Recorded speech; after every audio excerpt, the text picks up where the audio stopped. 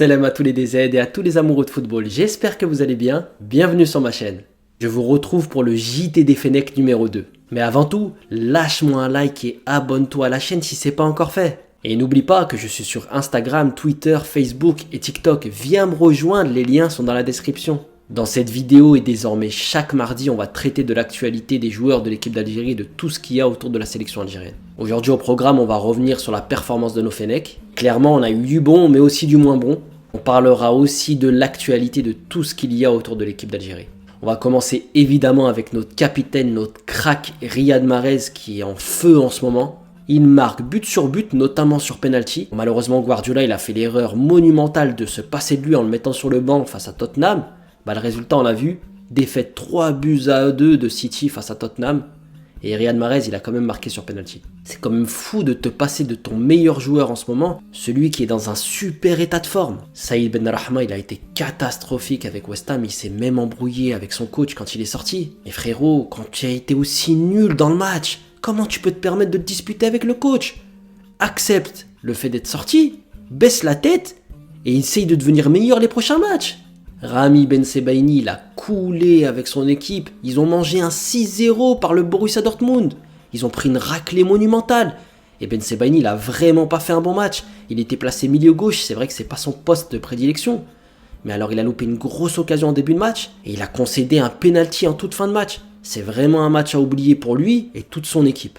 Youssef Belaïli, après son très bon match et la victoire 5-1 contre 3, il enchaînait dans un poste de numéro 10 face à Reims à l'extérieur. Je dirais qu'il a fait un match plutôt correct, mais malheureusement quand tu loupes un penalty décisif qui permet à ton équipe de passer devant, c'est difficile après hein. Frérot Youssef, t'as un pied en or, mais comment ça se fait que t'es aussi nul au penalty? Faut aller chercher quelque part, à mon avis, t'es quelqu'un qui te concentre pas lors des penaltys, ou je sais pas, t'es trop en confiance. Mais à un moment donné, il faut que tu sois beaucoup plus concentré. C'est grave de louper des pénaltys décisifs comme ça. On a entendu certaines rumeurs comme quoi apparemment Belaïli il a été insulté par des supporters rémois, des insultes racistes, du genre 1, 2, 3, retourne en Algérie, ce genre de choses. Si c'est vrai, c'est déjà très très grave. Mais je voulais vous le dire sincèrement. Est-ce que ça vous surprend tant que ça? Moi ça me surprend pas du tout. Je pourrais vous dire oui c'est scandaleux, blablabla. Mais honnêtement, ça me surprend pas du tout. Vous avez vu l'ambiance en ce moment en France? Mais c'est comme ça depuis des années, c'est logique, on s'en prend qu'aux musulmans, qu'aux arabes, donc c'est normal. Je veux dire, il n'y a rien de surprenant. Les supporters, ils sont à l'image de la société. À la télévision, ils sont toujours en train de parler de l'islam, en train de parler des arabes, etc. Donc il n'y a rien de surprenant. Moi, en toute honnêteté, je dis pas ça pour que tout le monde le fasse. Moi, j'ai fui ce pays il y a quelques années, je suis très content de l'avoir fait, et si j'avais pu le faire beaucoup plus tôt, je l'aurais fait beaucoup plus tôt, mais j'en avais pas les capacités à l'époque. Maintenant, je ne vais pas faire de politique, vous le savez très bien, mais c'est de pire en pire en France. Pour rester sur la Ligue 1, le petit Kebal, il était titulaire face à Youssef Belaïli et son équipe. Il a fait un match, je dirais, neutre. Il a eu du mal à être trouvé par ses coéquipiers. Mais par contre, quand il touche le ballon, il a de la magie dans les pieds, ce joueur. Bentaleb, il a fait un match solide avec Angers. Il est en train de revenir en force. Hicham Boudaoui, il enchaîne encore avec Nice. Il est vraiment très performant et régulier en ce moment. Je suis persuadé que Belmadi va faire appel à lui au mois de mars parce qu'il pourrait nous apporter quand même pas mal de choses. Il va falloir parler maintenant de ZK. Avec Clermont. Il a fait un match monstrueux face à l'Olympique de Marseille. Il a été énorme. Offensivement, défensivement, il était partout. Quand tu vois son match, t'as du mal à comprendre pourquoi Belmadi l'a jamais pris. Je comprends pas, le gars il est énorme. C'est vrai qu'il a un profil similaire à Youssef Attal, il est très très fort offensivement, il apporte beaucoup, il a beaucoup d'activité. Il a une belle qualité de centre je trouve. Et là en l'absence de Youssef Attal pour le mois de mars, il faut le prendre, c'est indispensable. Je pense qu'aller jouer au Cameroun dans un match difficile avec Benayada en tant que titulaire, puis au retour avec ZK à Blida, ça pourrait être énorme. Slimani il a fait sa première passe décisive avec le Sporting Lisbonne, et Bennacer en Italie il est toujours énorme avec le Milan AC. Son duo complémentaire avec Kessié, il est incroyable, c'est un sacré milieu de terrain. Adem Ounes il retrouve petit à petit alhamdoulilah du temps de jeu, mais c'est quand même du gâchis ce joueur. Quand vous voyez le talent qu'il a, je trouve qu'il a trop peu de temps de jeu. Est-ce qu'il ne devrait pas essayer de chercher un club peut-être d'un standing beaucoup moins élevé, mais dans lequel il va retrouver beaucoup plus de plaisir, beaucoup plus de temps de jeu? C'est dommage de le voir grappiller 5 minutes, 10 minutes par-ci, 10 minutes par-là. C'est dommage. Pour finir sur les joueurs, on va faire un petit tour au Moyen-Orient, où Bounedjah il est toujours aussi catastrophique. Je pense que ça sent vraiment la fin pour lui. Il est sorti, il s'est disputé encore une fois avec son entraîneur. Franchement, mon gars, t'as vraiment plus la tête dedans. Hein. Et Mohamed Ben Yedder, il va falloir en parler maintenant de ce joueur. Parce que bon, c'est vrai, il joue au Qatar aussi, il est peut-être inférieur au niveau du talent que Bounedjah. Mais sincèrement, en ce moment, il est en feu. Il a une confiance énorme.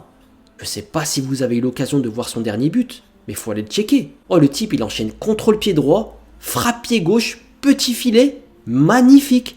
La vitesse d'exécution, c'est du très très haut niveau. D'accord, il a rien prouvé peut-être au très haut niveau, mais honnêtement, aujourd'hui, Bounedjah, il est catastrophique. Slimani, il a du mal à revenir. Écoute, je pense qu'il faut vraiment faire confiance peut-être à ce joueur pour le mois de mars. Il pourrait nous apporter quelque chose d'énorme, de par le fait déjà qu'il a une très grande confiance en ce moment. Vous savez très bien que les attaquants, ils marchent à la confiance. Quand ils marquent des buts, ils sont en pleine possession de leurs moyens. Ça leur donne une confiance immense.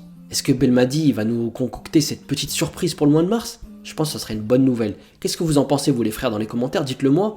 Moi, je pense que ce serait une bonne nouvelle pour nous. Donc voilà les frérots pour le petit tour d'horizon de nos joueurs. On va passer désormais à l'actualité autour de la sélection algérienne. On peut le dire, on a appris des choses plutôt sympas. Alors déjà, on a enfin les dates officielles pour ce barrage du mois de mars. La date, le lieu, ils ont changé, évidemment. À la base, le match, il était annoncé le 26 mars, puis le match retour le 29 mars. Finalement, ça sera le 25 mars, puis le match retour le 29 mars. Donc il y aura 4 jours de repos et non plus 3. Au début, on pensait aussi que le match allait avoir lieu à Yaoundé, dans un très beau stade, une belle pelouse. Mais malheureusement, la Fecafoot, ils nous l'ont fait à l'envers. Ils ont poussé pour que le match il ait lieu à Douala, au fameux stade de Japoma, dans une pelouse toute pourrie.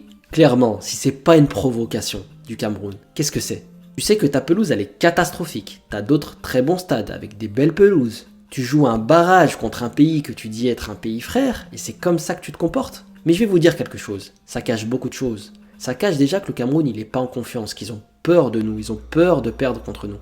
Ils doutent de leur force, c'est pour ça qu'ils veulent nous affaiblir de cette façon. Mais ils y arriveront pas.